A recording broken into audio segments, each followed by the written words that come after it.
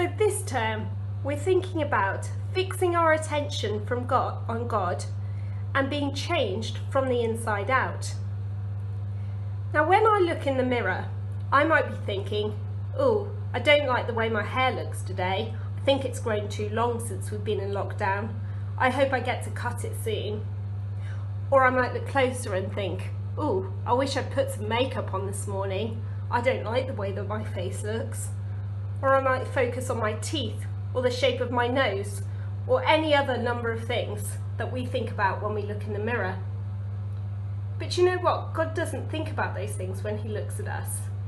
God created each of us in a unique way, and he loves us. He made us and he delights in us. God says you are loved. So next time you look in the mirror, try and look beyond those things and ask God, what is it that you see when you look at me? What is it that you love about me? And you know, sometimes if we want to agree with God, if we want to stop listening to those negative voices in our heads and agree that I am loved, it might take some time reflecting on that to really let it sink in. So you might want to spend some time this week in a quiet space in your house. It could be in your bedroom, it could be at the top of the stairs like where I am now, it could be in your garden if you've got one. And spend some time asking God, what is it that you love about me? What do you see when you look at me? Now the Bible is full of pictures, words that explain to us how God sees us. Words like precious jewels. And Jesus describes us as being like sheep who've wandered away, but the shepherd won't let them go. He keeps hunting until they're found. Because God thinks that we're precious and he thinks that we are loved. So it might be that God gives you a picture in your head that wasn't there before. It might be that he explains to you in words what he thinks about you. Or it might be that he reminds you of a Bible memory verse that you've heard at Kids Club or something that you know from the Bible.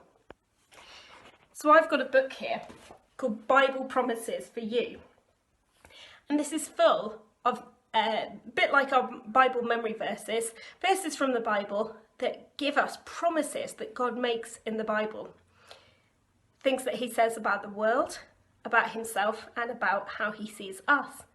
And it's really good to focus on those things so that you know that when you hear something like that, it comes from God, because those words from the Bible are always true.